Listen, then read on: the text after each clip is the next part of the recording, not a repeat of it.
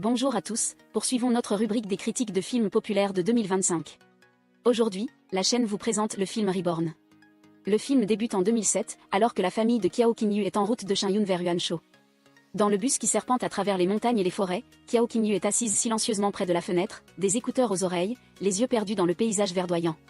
Son esprit est troublé par de nombreuses pensées. Enfant, on lui disait toujours que bien manger faisait grandir vite et que tout serait mieux une fois adulte.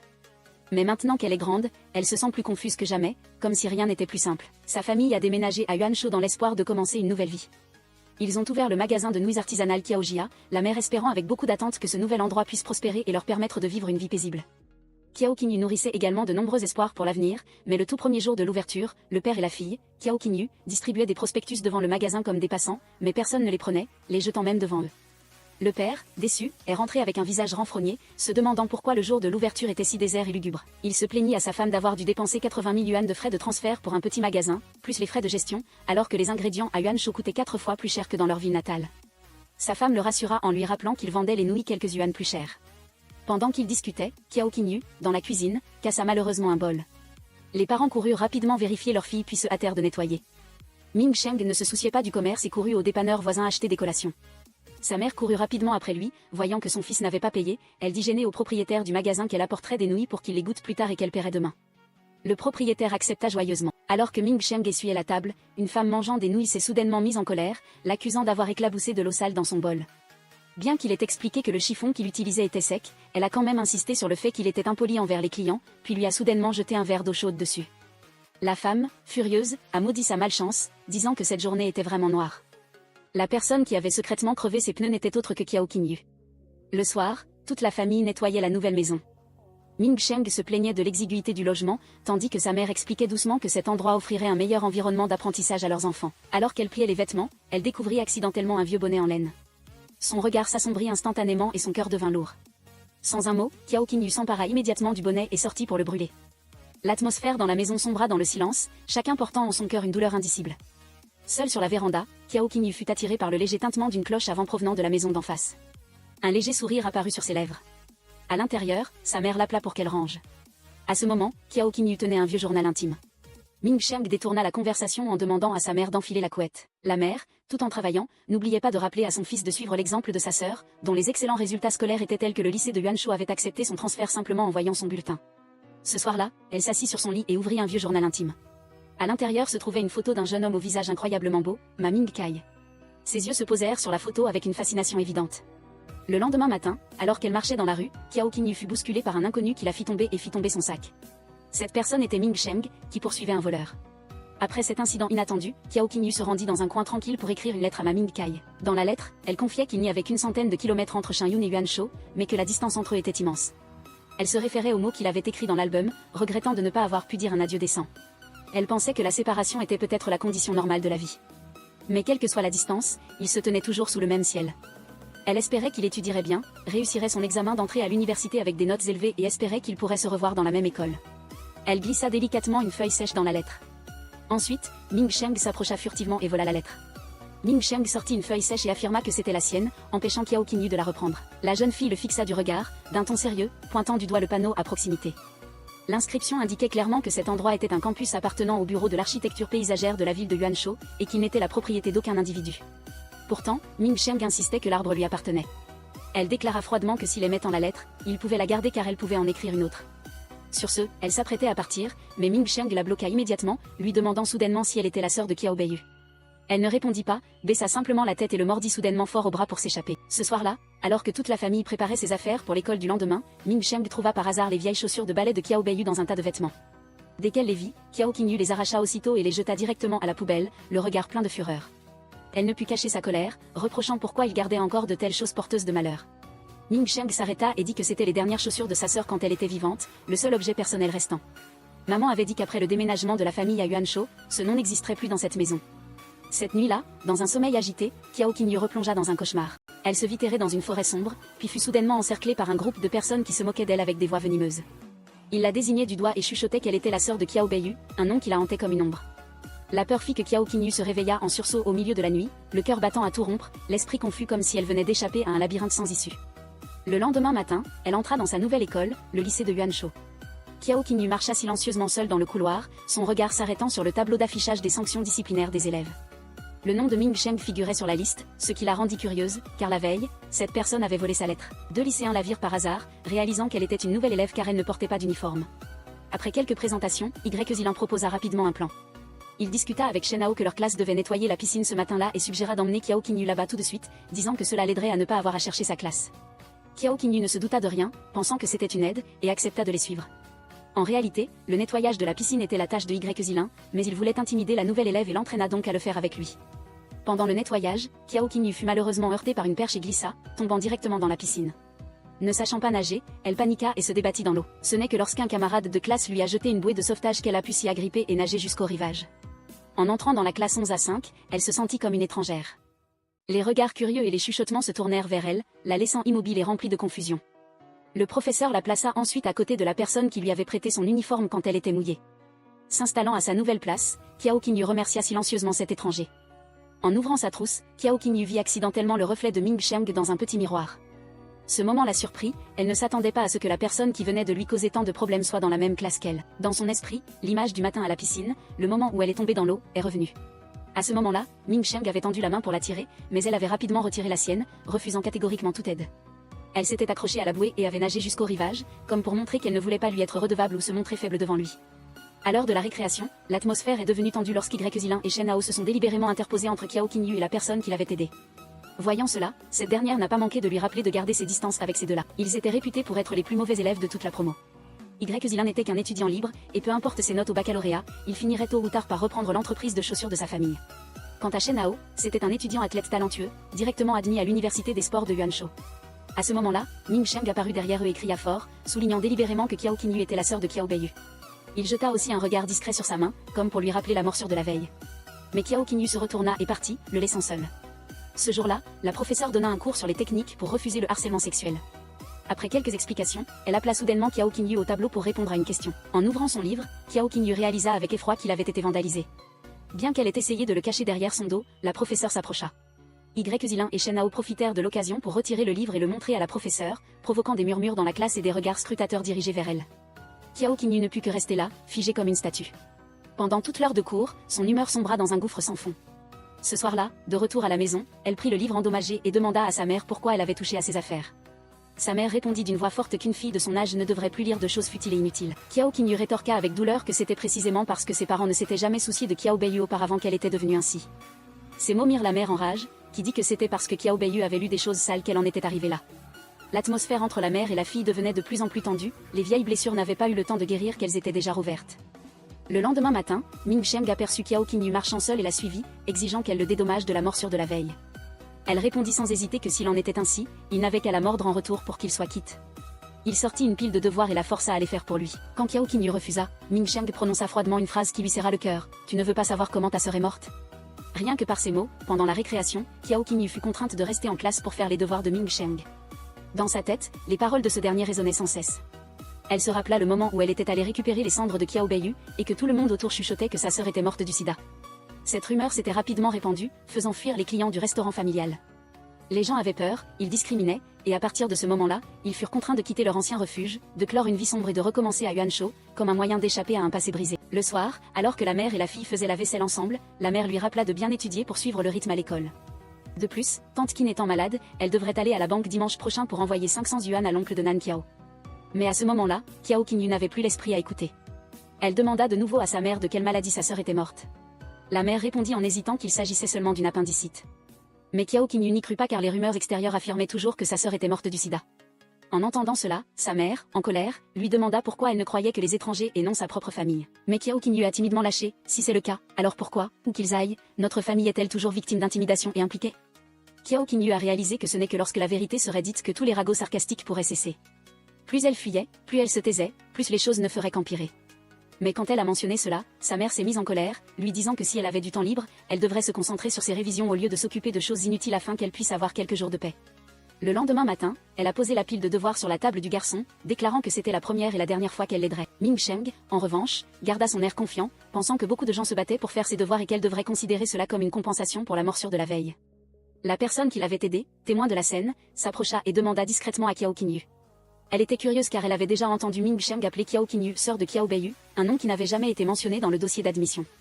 Interrogée à ce sujet, Kiao Qingyu mentit calmement en disant qu'elle était l'aînée de la famille et n'avait qu'un jeune frère. La personne qui l'avait aidée ne se douta de rien et lui conseilla doucement de garder ses distances avec les filles de la classe, car la plupart d'entre elles aimaient Ming Sheng. Non seulement beau, Ming Sheng avait aussi un esprit chevaleresque et une personnalité généreuse. Cependant, Kiao Qingyu le critiqua, le considérant comme impulsif, joueur et arrogant, sans aucun point positif. En entendant cela, la personne qui l'avait aidé rit doucement et ajouta que bien qu'il sèche souvent les cours et semble paresseux, Ming Sheng avait remporté le premier prix au concours national de biologie. Il était le genre de personne qui n'avait pas besoin de se plonger dans les études pour être bon, excellent dans tout ce qu'il faisait, ce qui faisait de lui le centre d'attention de l'école.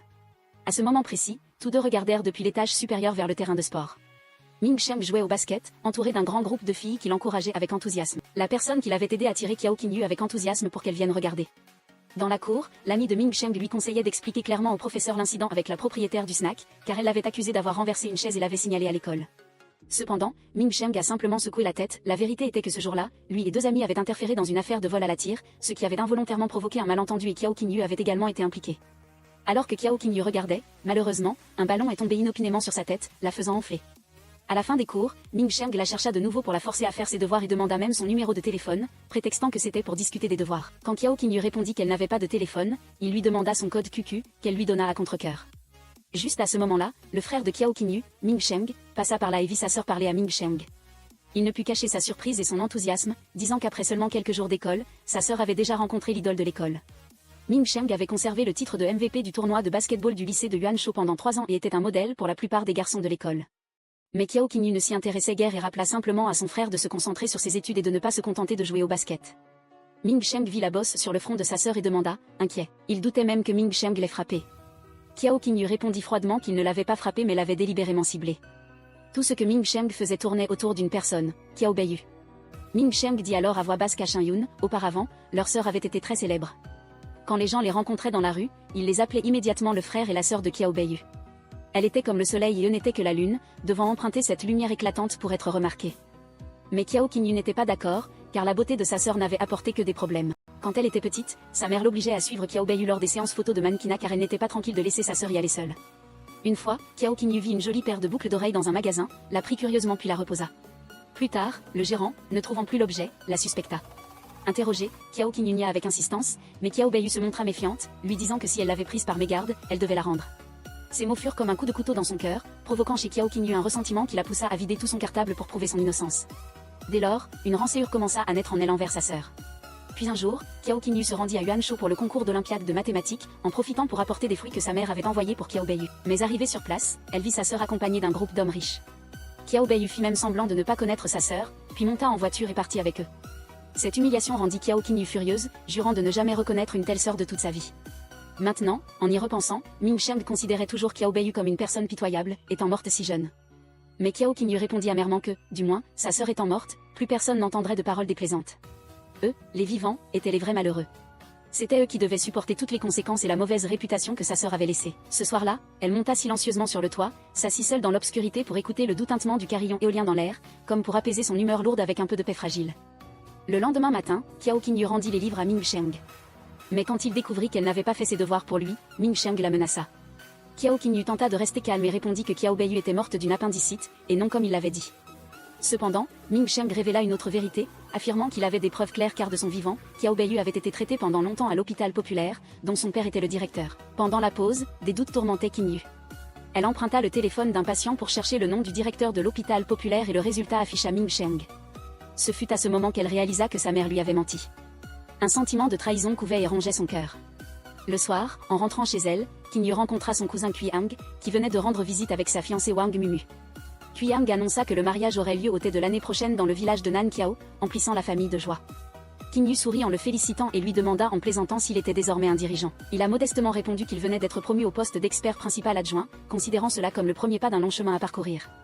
Alors que la conversation se tournait vers les souvenirs d'enfance, Wang Mumu sortit de vieilles photos pour que tout le monde puisse les regarder. Parmi elles, il y avait une photo d'une femme de dos, et la jeune fille se demanda qui était cette personne si belle sur la photo. Qingyu expliqua immédiatement qu'il s'agissait simplement d'une parente éloignée du côté de sa famille, dissimulant habilement leur lien de parenté. Dans la cuisine, la mère de Qingyu écoutait en silence, son visage affichant une légère mélancolie. Sur la terrasse, puis Hang la chercha pour lui parler en privé. Sachant que Qin Yu était sous pression à cause de son nouvel environnement d'études, il l'encouragea doucement en lui disant que les résultats n'étaient qu'un petit bout de papier dans le bagage de la vie. Le monde extérieur lui apprendrait bien plus que n'importe quel livre. Avant de partir, il lui glissa discrètement une liasse de billets dans la main, comme un cadeau pour sa petite sœur. Il savait que sa tante était très stricte avec elle, alors il lui rappela de garder cela secret, un petit secret entre eux deux. Qin Yu, émue, promit qu'une fois qu'elle travaillerait, elle rendrait l'appareil à ses enfants. La nuit tombée, allongée à côté de son jeune frère, Qin Yu murmura à Xiao Bei s'il croyait que Bivey était morte d'une appendicite. Quant à elle, elle n'y avait jamais cru, car chaque fois qu'elle en parlait, ses parents l'évitaient comme s'ils cachaient quelque chose. Aujourd'hui, en interrogeant Yang, elle avait reçu la même réponse exacte, Bivey était morte d'une inflammation intestinale et il s'en voulait de ne pas avoir bien géré sa sœur, ce qui l'avait fait s'égarer. Pour Qin Yu, ces mots sonnaient comme un scénario préétabli que toute la famille connaissait par cœur. Le lendemain matin, dès qu'elle aperçut Ming Sheng à l'école, elle courut lui rendre son cahier d'exercice. Même si son père était le directeur, elle affirmait que ses paroles n'étaient que des inventions. Elle n'avait plus peur et ne permettrait plus jamais à quiconque d'utiliser le passé de Bivey pour la menacer. Mais quand elle entra en classe, la déléguée commença à ramasser les cahiers. Lorsque ce fut le tour de Qin Yu, elle fut surprise de ne pas trouver ses cahiers pour les 4 matières. Elle se souvenait clairement les avoir apportés, mais elle fouilla son casier et son sac à dos sans rien trouver. La déléguée s'en alla froidement, incapable d'attendre plus longtemps, et Qin Yu resta là, désemparé. Ce soir-là, chez Ming Sheng, il laissa silencieusement une feuille de papier sur la table et s'apprêtait à quitter la maison. Au même moment, son père rentra et lui demanda où il allait. Mais Ming Sheng n'y prêta aucune attention, se contentant de dire qu'il était sur le point de quitter cet endroit. Cette remarque mit son père en colère, il considérait que la maison n'était pas un hôtel où l'on pouvait venir et partir à sa guise. Ming Sheng a répondu froidement que sa maison se trouvait dans l'ancienne maison du nouveau village de Jawayang, et que c'était la maison de son grand-père, pas la sienne. Son père a pris le papier qu'il avait laissé, l'a lu furieusement et lui a crié qu'il n'avait jamais vu l'ombre de son fils dans cette maison, sauf quand il manquait d'argent pour ses frais de subsistance. Face à ces critiques, Ming Sheng a déclaré avec arrogance que s'il avait reçu de l'argent de lui toutes ces années, il n'avait qu'à noter chaque dépense. Quand il obtiendrait son diplôme, il rembourserait tout, capital et intérêt. Il a également ajouté qu'il n'avait que son grand-père et sa mère comme famille, et qu'il ne l'avait jamais considéré comme son père. Dès l'enfance, tout était arrangé par son grand-père, tandis que son père prétextait son travail chargé pour l'éviter. Il conclut amèrement que le départ de sa mère était entièrement mérité, puis s'en alla avec une colère sourde qui n'avait jamais diminué. Le lendemain matin, pendant le cours de sport, Qin Yu a malheureusement eu ses règles en plein milieu de la course. La professeure l'a vu et lui a permis d'aller aux toilettes pour se changer. Dans ce moment embarrassant, Qin Yu aperçut Wu Yue et lui demanda si elle pouvait lui emprunter son uniforme de sport. Cependant, au lieu de l'aider, Wu Yue afficha une attitude froide et refusa de prêter son uniforme. Non contente de cela, elle demanda si sa sœur était morte du sida. Se sentant le sang bouillir, Qin Yu ne put plus se retenir. Elle entraîna Ming Sheng dans un coin pour le confronter, affirmant que c'était lui qui avait répandu cette fausse rumeur. Mais Ming Sheng nia, précisant qu'il n'avait rien à voir avec ça et lui conseilla seulement d'emprunter des vêtements à une autre amie pour ne pas attraper froid. En rentrant chez elle, Qin Yu n'eut pas le temps d'exprimer toute sa frustration que sa mère se plaignait déjà en lavant le linge. Le nouveau pantalon, acheté il y a quelques jours seulement, était taché de manière indélébile. Pendant qu'elle frottait, elle soupira et rappela que le couple avait emprunté des dizaines de milliers de yuan pour financer les études de leurs enfants, et que ceux-ci ne comprenaient rien. Ayant entendu cela, Qin Yu expliqua que ce n'était que des taquineries entre camarades de classe après l'école qui avaient sali son pantalon. Mais cette explication ne fit qu'accroître la sévérité de sa mère, qui lui demanda de se tenir à l'écart des mauvaises fréquentations à l'école, sinon elle en subirait les conséquences. Quand Qin Yu retourna dans sa chambre, Xiao Bei remarqua que le visage de sa sœur était étrange et lui demanda si elle avait été intimidée. Mais elle secoua seulement la tête, disant que ça ne servait à rien de raconter. Ce dont elle avait besoin maintenant n'était pas de la consolation, mais une preuve concrète de la cause du décès de Xiao Bei. Ce n'est qu'ainsi qu'elle pourrait faire taire les rumeurs malveillantes qui l'assaillaient. Le lendemain, pendant le cours d'informatique, Qin Yu sentit clairement l'isolement de ses camarades de classe. Alors que tout le monde l'évitait, elle chercha discrètement sur Internet. Les informations qui apparurent la choquèrent. Le taux de mortalité dû à l'appendicite était extrêmement rare, surtout si l'opération était effectuée correctement. Cela rendit ses doutes d'autant plus clairs. À midi, pendant le repas à la cantine, Qin Yu fut de nouveau mise à l'écart. Voyant cela, une élève plus âgée nommée Wang Mumu l'appela à venir s'asseoir avec elle. Wang Mumu se présenta amicalement, disant qu'elle aussi vivait dans l'immeuble du 8e étage, zone 13 du nouveau village de Jawayang, le même quartier que Qin Yu. Ce midi-là, alors que Qin Yu nettoyait la piscine de l'école, Ming Sheng apparut soudainement. Dans sa main, il tenait une feuille qu'il disait être le résultat du dossier médical de Bivey. Les yeux de Qin Yu étaient fixés sur le papier, son cœur mêlant impatience et colère. Elle essaya de le prendre, mais Ming Sheng ne lâcha pas facilement. Pendant qu'il luttait, le papier tomba malheureusement dans la piscine. Sans hésitation, Qin Yu sauta immédiatement dans l'eau. Bien qu'elle ne sache pas nager, elle essaya de plonger pour le chercher, s'accrochant au dernier espoir de la vérité. Voyant cela, Ming Sheng plongea pour la sauver. Quand ils furent tous les deux sur la rive, elle découvrit que ce pourquoi elle avait risqué sa vie n'était rien d'autre qu'une feuille blanche. Réalisant qu'elle avait été dupée, Qin Yu fut envahie par une colère extrême. Elle ne put que serrer les poings avec une détermination farouche, se jurant d'attendre et qu'elle trouverait la vraie preuve. Wang Mumu, voyant Ming Sheng taquiner Qin Yu sans relâche, le réprimanda, lui disant que la jeune fille n'était pas facile et qu'il ne devait plus l'intimider. Ces paroles, en apparence douces, firent réfléchir Ming Xiang toute la nuit, lui faisant réaliser qu'il était peut-être allé trop loin. Le lendemain matin, Qin Yu fit semblant d'être malade pour se rendre à l'hôpital populaire. Son but n'était pas de consulter un médecin mais de s'informer sur la mort de sa sœur. Elle demanda prudemment au médecin si, l'année dernière, une patiente nommée Qiao Bei était décédée d'une appendicite. Le médecin répondit catégoriquement qu'en 20 ans de carrière, il n'avait jamais rencontré un seul cas de décès dû à cette maladie. En sortant du cabinet, Qin Yu fut surprise de voir Ming Xiang également présent à l'hôpital. Elle s'approcha immédiatement de lui et lui demanda s'il pouvait l'aider à obtenir le dossier médical de Qiao Bei. Ming Xiang répondit simplement en silence que les dossiers médicaux étaient privés, et qu'en plus, il n'avait pas de bonne relation avec son père. En fait, il était venu ici pour déposer une demande. Cependant, quand il présenta les documents à son père pour signature, celui-ci barra de son propre chef la filière sciences sociales et choisit la filière sciences naturelles, espérant qu'il suivrait sa trace en médecine. Incapable de se retenir, Ming Xiang explosa.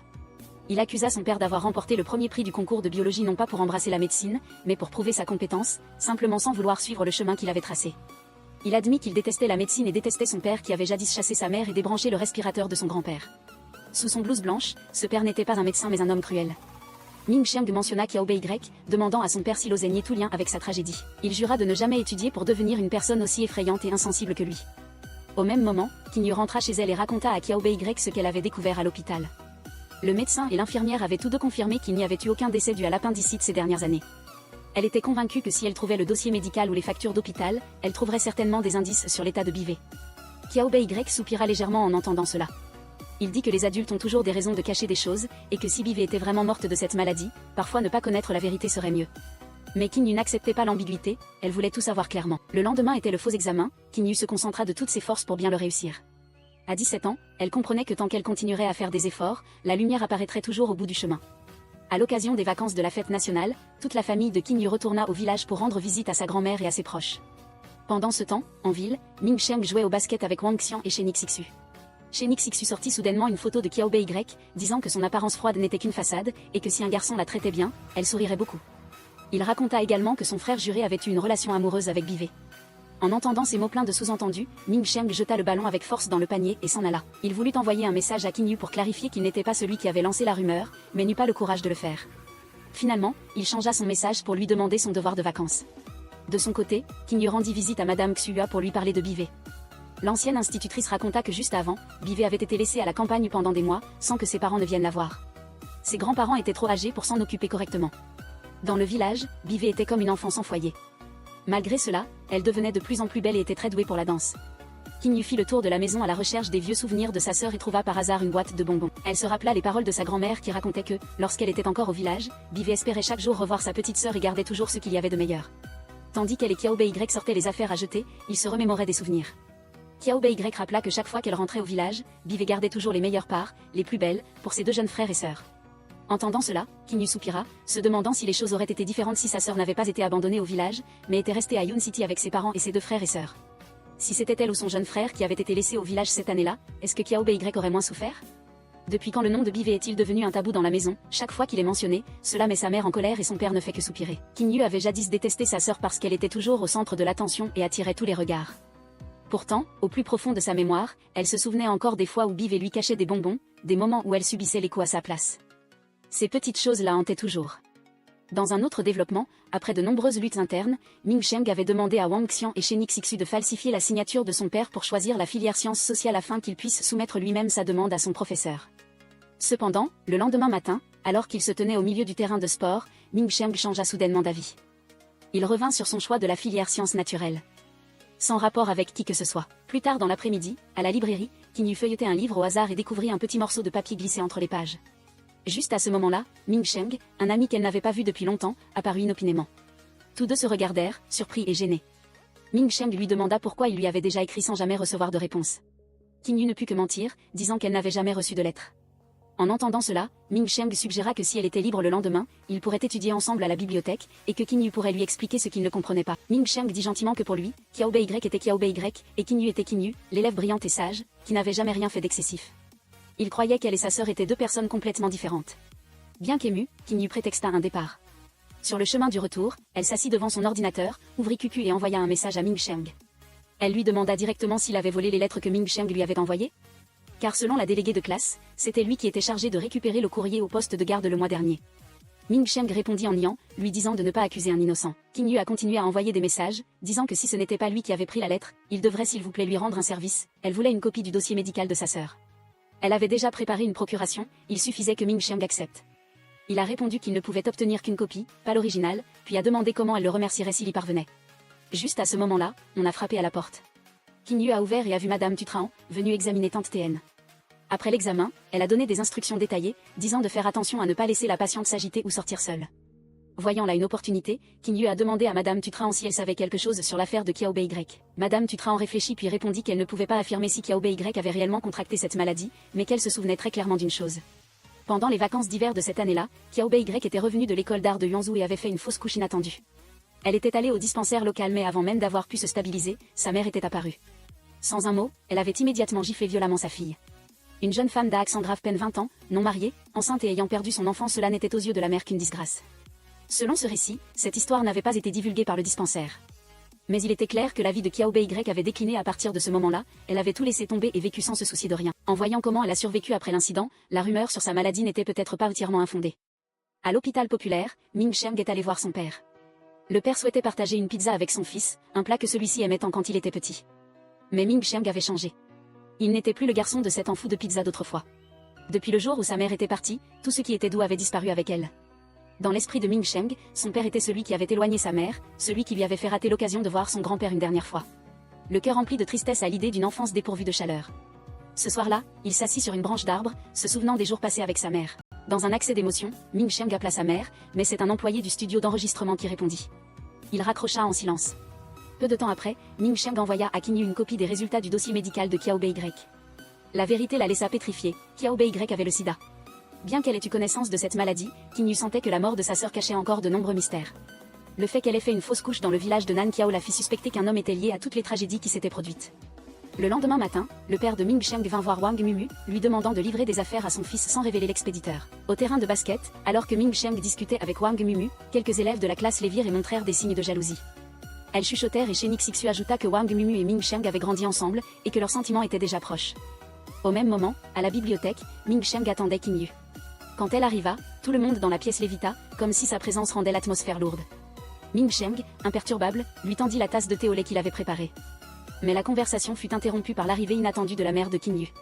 Sans se soucier de qui était Ming Sheng, elle tira résolument sa fille, ne lui laissant aucune chance de poursuivre le contact. Le soir, quand Wang Mumu donna les affaires à Ming Sheng, il découvrit que quelques tickets avaient été envoyés par son père.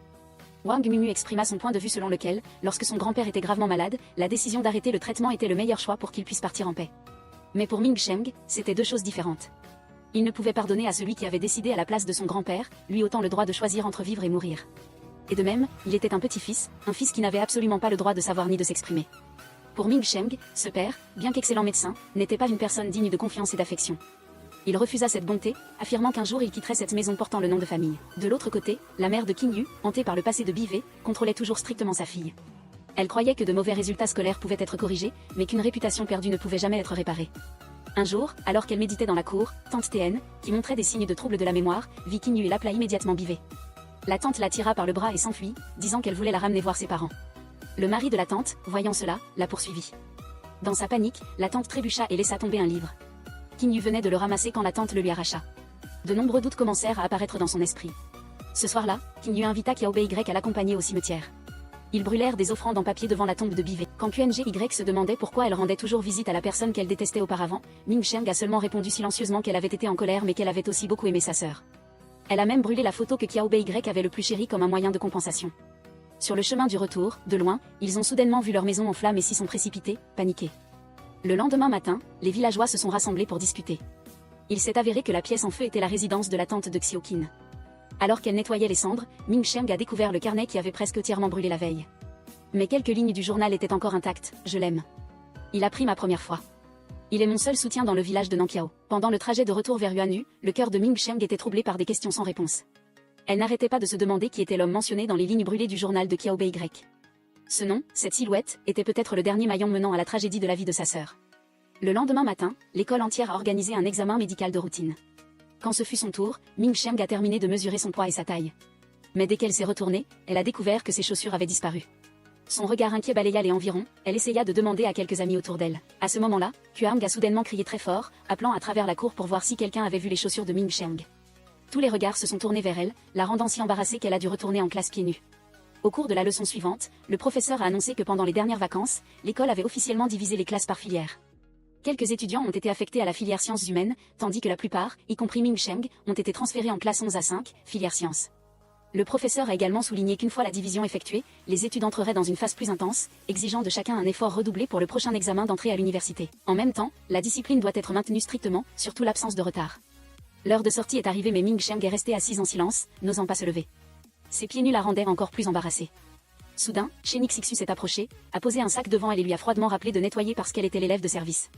Quand Ming Sheng a ouvert le sac, elle a vu une paire de chaussures, c'était l'aide silencieuse de Shenix Xu. Elle a tout compris. Caché derrière le portail de l'école, Shenix Xu la surveillait discrètement. Ce n'est que lorsqu'il l'a vu enfiler ses chaussures et partir qu'il est retourné chez lui, rassuré. En rentrant à la maison, la mère de Ming Sheng a immédiatement remarqué qu'elle portait une paire de chaussures étranges. Elle a dû inventer une histoire, disant que ses vieilles chaussures étaient perdues et qu'elle avait trouvé cette paire dans une poubelle.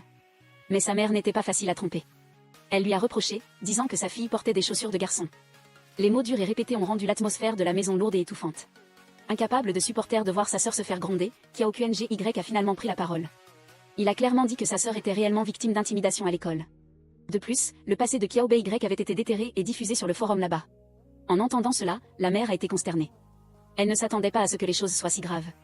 En même temps, elle a reproché à Ming Sheng de ne pas l'avoir dit plus tôt. Pourtant, elle a maintenu son attitude habituelle en lui apprenant qu'en arrivant dans un nouvel endroit, il fallait savoir s'incliner et faire preuve de patience. Ce soir-là, dans sa chambre, Ming Sheng s'est confiée à son jeune frère. Elle a dit que tout le monde disait que Kiao Bei était une mauvaise personne. Mais est-ce que quelqu'un a déjà pensé à ce qu'elle a dû endurer de son vivant? C'est la personne qui l'a mise enceinte et lui a fait perdre son enfant qui devrait être tenue responsable de cette mort injuste. Kiao Qng est resté silencieux un instant puis a dit que leur sœur était en effet très belle et avait beaucoup de petits amis. Mais le petit ami du village de Nankiao, celui dont le journal parlait, il n'en avait jamais entendu sa sœur parler. Ming Sheng a commencé à se résoudre à retrouver le petit ami mystérieux de Kiao Bei qui avait vécu dans le village de Nankiao. Elle a invité Kiao Qng à collaborer à l'enquête, espérant que son frère serait un compagnon fiable dans sa quête de vérité. Le lendemain matin, en classe, elle est de nouveau devenue la cible d'intimidation. Un groupe d'élèves avait rempli son cartable de déchets. Incapable de contenir sa colère, Ming Sheng a décidé de riposter. Elle a directement vidé tous les déchets dans le sac de Shenix Xu, qu'elle croyait être à l'origine de tout. Rencontrant Mumu par hasard en sortant de la classe, Ming Sheng lui a raconté ce qu'elle venait de faire ainsi que son anxiété à l'idée que Shenix Xu puisse se venger. Mais Wang Mumu a apaisé cette anxiété, disant que Shenix Xu n'était pas aussi froid qu'il en avait l'air. Bien que taquin et peu bavard, il était en réalité très loyal et parfois même adorablement enfantin. À la récréation, Shenix Xu a forcé Shenao à nettoyer son sac et lui a reproché d'avoir accidentellement révélé l'histoire de Kiao Bei, faisant croire à Ming Sheng qu'il était celui qui avait divulgué l'information. Shenao a expliqué maladroitement que ce n'était qu'une rumeur qu'il avait entendue et qu'il l'avait répétée par inadvertance, sans s'attendre à de si grandes conséquences. Debout à l'étage, Ming Sheng a accidentellement entendu toute la conversation. Elle a même vu Shenix Xu forcer Shenao à mettre une casserole sur sa tête et à sauter, ce qui l'a fait rire pour la première fois depuis qu'elle avait changé d'école. En rentrant chez elle, elle a vu les chaussures offertes par Shenix Xu, puis s'est souvenue des actes d'aide silencieux qu'il avait accomplis. Elle a commencé à avoir une vision différente de cet ami qui semblait difficile à approcher. Le lendemain matin, Shenix Xu est arrivé en classe et a découvert que ses chaussures avaient été nettoyées. Il a ri doucement, puis à la fin de la journée d'école, il a délibérément attendu que Ming Sheng passe pour laisser tomber une remarque comme par inadvertance, disant qu'il avait l'intention de jeter les chaussures, mais puisque quelqu'un avait pris la peine de les laver, il les porterait encore quelques jours. Bien sûr, il lui a aussi suggéré de continuer à faire ses devoirs pour lui ce semestre car il devait se concentrer sur la préparation de l'examen de français. Ming Sheng a accepté à deux conditions, elle pourrait emprunter le téléphone de Shenix Xu pendant quelques jours et il devrait lui rendre l'ancienne lettre qu'il avait gardée. Shenix Xu a hoché la tête en signe d'accord, lui donnant immédiatement son téléphone et promettant de retrouver la lettre plus tard. Avant de partir, il n'a pas oublié de lui dire de se concentrer sur ses études comme une marque d'attention discrète, même si leur relation n'était pas encore claire. Dans un autre développement, le père de Shenix Xu a commencé à envisager de rendre publique sa relation avec une infirmière de l'hôpital. Il a promis d'attendre que Shenix Xu ait passé ses examens universitaires et qu'il soit plus mature pour tout expliquer clairement. Le soir, Kiao Qng a prétexté avoir mal rempli son dossier scolaire pour emprunter le livret de famille. La mère n'a eu aucun soupçon et lui a ouvert l'armoire pour lui donner les documents. Au même moment, Ming Sheng a délibérément renversé de l'eau bouillante sur sa main pour attirer l'attention de sa mère. Pendant qu'elle courait chercher des médicaments, Kiao Qng a rapidement profité de l'occasion pour prendre en photo quelques documents importants. Dans la chambre, ils ont tous les deux examiné les photos et ont découvert une facture d'hôpital de Kiao Bei. Le montant du traitement était assez élevé, ce qui a fait deviner à Kiao Qng que c'était l'argent que son cousin, Qng Rui, avait envoyé à leur mère. Ming Sheng a immédiatement réalisé que le moment de l'envoi de l'argent coïncidait exactement avec le début de l'emploi de son cousin Rui. Elle s'est demandé pourquoi il avait envoyé autant d'argent. Kiao Qng a seulement expliqué que son cousin avait probablement vu la situation financière difficile de la famille et voulait aider. Cependant, les documents photographiés n'étaient toujours pas suffisants pour connaître la cause exacte de la mort de leur sœur. La nuit tombée, dans un rêve, Ming Sheng s'est vue perdue dans une forêt sombre et désolée. Elle a appelé Kiao Bei sans relâche, mais personne n'a répondu. Le lendemain matin, leur mère a découvert que l'enveloppe d'argent dans le tiroir avait diminué, et a immédiatement soupçonné Kiao Qng d'être le voleur. Elle a appelé Ming Sheng pour l'interroger, lui a pris le téléphone qu'elle tenait et lui a demandé d'où il venait. Ming Sheng a nié avoir reçu le téléphone à la bibliothèque, mais sa mère ne l'a pas cru. Elle voulait aller directement à l'école pour clarifier la situation. N'ayant pas d'autre choix, Ming Sheng a dû avouer qu'elle voulait seulement enquêter sur la mort de Kiao Bei, sa sœur qu'elle n'avait jamais pu oublier. Elle a même présenté comme preuve l'objet reçu de son village natal, ce qui a ému sa mère aux larmes. Malgré tout, sa mère a estimé que déterrer le passé ne changerait rien.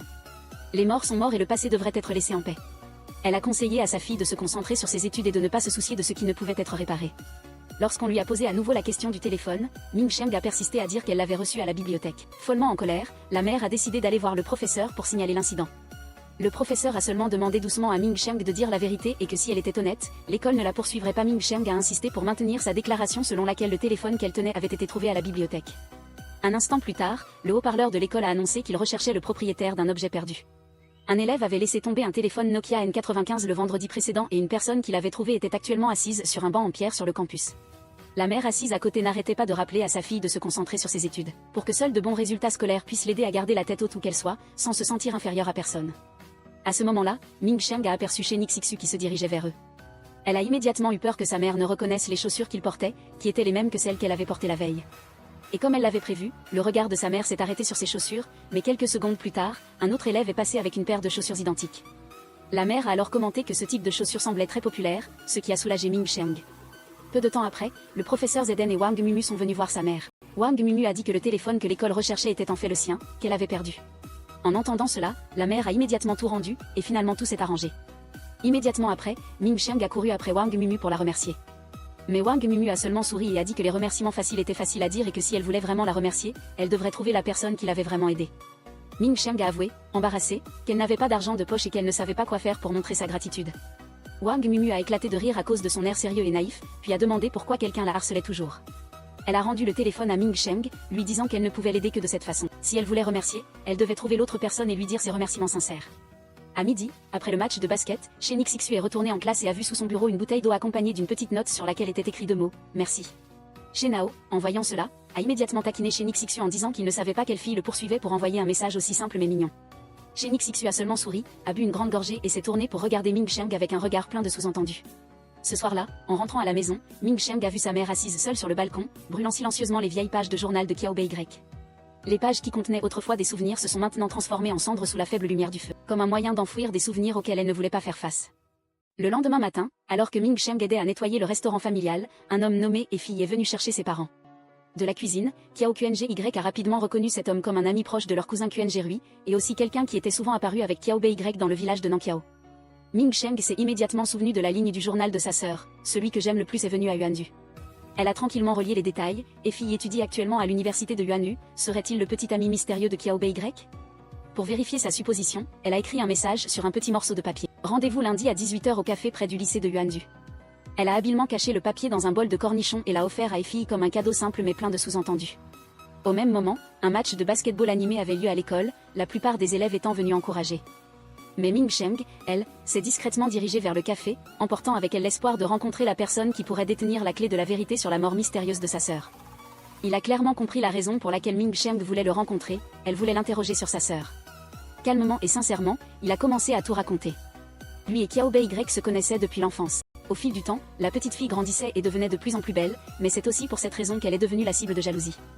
On ne sait pas à quel moment ses camarades de classe ont commencé à l'intimider, ne manquant pas de la railler en disant qu'elle n'avait pas de parents et qu'elle était mal élevée. Lorsque l'école a été mise au courant, elle est intervenue, mais cela n'a rien changé. Effie, à ce moment-là, ne pouvait que regarder, n'ayant pas le courage de protéger cette petite fille, et cette faiblesse est restée un regret qui le hantait depuis. Après avoir obtenu son diplôme de fin d'études secondaires, Kiao Bei est venu à Yuandu pour étudier dans une académie d'art. Effie a également été admis dans une université là-bas. Il a essayé de la retrouver, mais il ne s'attendait pas à ce que Kiao Bei change de plus en plus. Elle a progressivement pris une allure conforme aux rumeurs, distante et difficile à approcher. Ensuite, il est parti à l'étranger dans le cadre d'un programme d'échange d'étudiants. Ce n'est qu'à son retour qu'il a appris la terrible nouvelle, Kiao Bei avait eu un accident. En entendant cela, Ming Sheng n'a pas pu cacher son indignation. Elle a demandé si leurs parents savaient que sa sœur était victime d'intimidation. Effie a lentement répondu qu'il était arrivé une fois que Kiao Bei s'était enfui de chez elle pour aller à Shunwen, mais ses parents l'avaient ramené au village de Nankiao. En entendant cela, Ming Xiang a explosé de rage. Il savait tout et pourtant ils ont renvoyé sa sœur à l'endroit qui l'avait tant fait souffrir. C'était comme la jeter dans un brasier. Elle a reproché à Effie de raconter tout cela uniquement pour apaiser sa conscience. Pour elle, son hypocrisie et sa lâcheté n'étaient pas différentes de celles des personnes qui avaient blessé sa sœur, faisant de lui un complice. Ming Xiang est parti en colère, mais Effie l'a suivi. Il lui a donné une courte vidéo de Kiao Bei dansant lors d'une représentation artistique au lycée. C'est lors de ce concours que sa sœur avait été sélectionnée pour la finale du concours de danse de niveau municipal appelé la Coupe de l'Étoile Scintillante. Il a avoué qu'il n'était plus digne de conserver ce souvenir et que la personne qui méritait de le garder était sa sœur. À ce moment précis, Shen Xixu passait par là et a accidentellement été témoin de la remise de la vidéo par Effie à Ming Xiang. Pensant qu'elle recevait une déclaration d'amour, il n'a pu cacher la jalousie qui montait silencieusement en lui. Ensuite, au cybercafé, Ming Xiang a pris tout son courage pour ouvrir la vidéo.